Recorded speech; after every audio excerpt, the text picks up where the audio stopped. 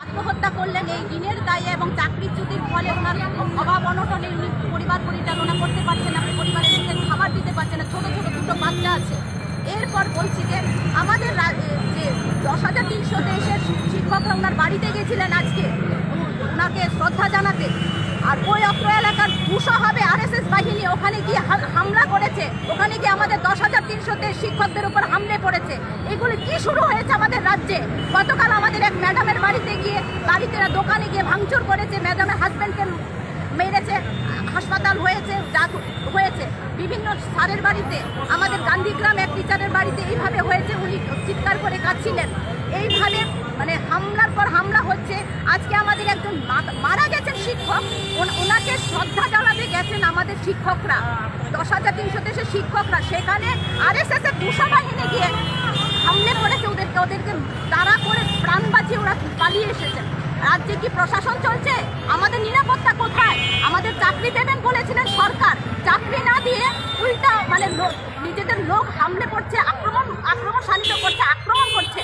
গত 31 তারিখ আপনারা দেখছেন, আমরা একটা চ্যানেলের মাধ্যমে দেখেছি এবং আমরা নিজেরা ছিলাম এখানে কিছু দুষ্কৃতীরা এখানে কি করছিল, হুজ্জুতি করছিল, একদম উচ্ছৃঙ্খল আচরণ করছিল, বাজি ফুটাচ্ছিল, আমাদের এখানে আতঙ্ক ছড়িয়ে পড়েছিল।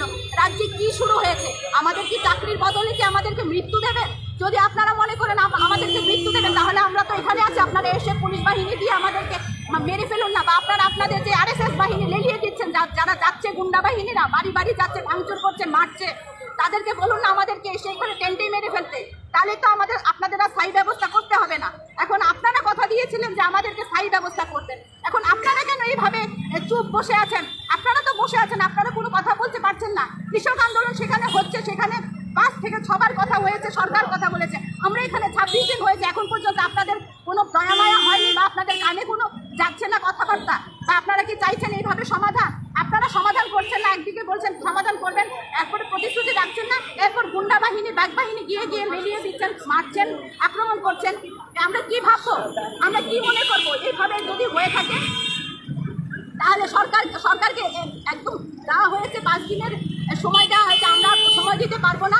অনেক সুশৃঙ্খল আন্দোলন হয়েছে, এবার যদি আন্দোলন অন্য পথে যায় সরকার দায়ী থাকবে। সরকারকে 6 তারিখ অবধি ডেডলাইন দেওয়া হয়েছে, সময় দেওয়া হয়েছে, সরকার কী করবে সরকার চিন্তা করবে। এরপর যদি রাজ্যে তো অন্যরকম আন্দোলন শুরু হয়, 10,300 শিক্ষকরা না শুধু সারা রাজ্যের মানুষ সামিল হবে, পরিবার সামিল হবে, এবার যদি অন্যরকম আন্দোলন শুরু হয় সেটা সরকার দায়ী থাকবে। এই জন্য সরকারের কাছে আবারও আবেদন করছি যেন 6 তারিখের মধ্যে আমাদের সঙ্গে কথা বলেন এবং আমাদের সুনির্দিষ্ট একদম ইমিডিয়েট ব্যবস্থা করেন, সরকারি চাকরির ব্যবস্থা করেন, এবং আমাদের আজকে নিয়ে 78 জন শিক্ষককে আমরা হারিয়েছি, সেই পরিবারে যেন ডাইন হার্নেস একটা করে চাকরি দেন, সেইগুলি আবারও আবেদন করছি। এখনো বলছি, আবেদনের কথা বলছি, কিন্তু পরবর্তী সময় আমরা শিক্ষকরা সুশৃঙ্খল আন্দোলন থেকে যদি আমরা অন্য পথে যাই সেটার জন্য দায়ী কিন্তু সরকারকেই নিতে হবে। একটা বিষয় সেটা আমার বলার ইচ্ছা ছিল না। ত্রিপুরা রাজ্যে একটা নতুন করে একটা সংস্কার শুরু হয়েছে, সেটা হলো সতীদাহ প্রথা।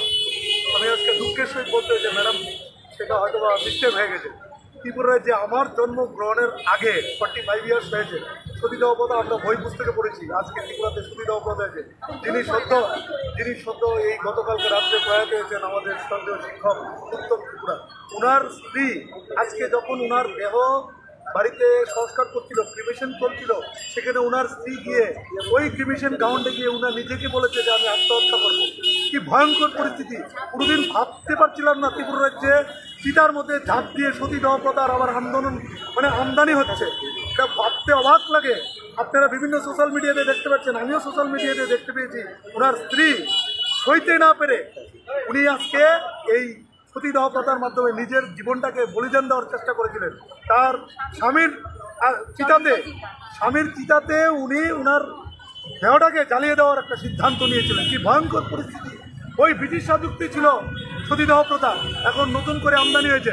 আমি রাজ্য সরকারের কাছে এই যে চাকরিযুক্ত শিক্ষক হিসেবে একটা আপিল করব, স্যার এই মৃত্যু মিছিলকে আর দীর্ঘায়িত করবেন না, এই সতীদাহর কথা যাতে আর আমাদের দেখতে না হয় সেটা বন্ধ করুন।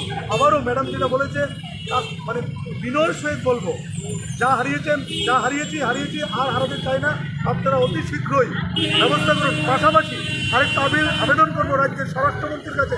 আপনারা শুনেছেন গতকালকে রাত্রে আমাদের এক শিক্ষিকা মধুজি সাহার হাজব্যান্ডের উপরে যে ধরনের কিছু অ্যান্টি সোশিয়াল সমাজ বিরোধীরা ওনার দোকানে সমস্ত জিনিসপত্র লুটপাট করে ভেঙে 40 থেকে 50,000 টাকা লুট করে নিয়েছে। এখন কারণ হंखाय बिने चाकरी थांमानि बागै बिने बैंक रिथाय बैंकनि रिथाय बुइनो रिथाय बोसाबोतैनो सठिक भावे सारिमाया आ अवस्थाय दंमानि जराव बैंकनि प्रेसार लोननि प्रेसारनि कारणे बिनि सागो साफुङै बसाक साक पटक सरायनाय थिका आबोनि बागै जों सरकारना साननो ना मुसुंगो जे तिनि अ जागा बोसाय जों सरकारनि थाने बार बार साननो मुसुंगो 10,323 नि 78 जना बरक ताबुकसुक जरा थुइ थाका 78 जना बरक थुइमानि बिसिङाव बागबचिनि राज्यनि ना शिक्षा मन्त्री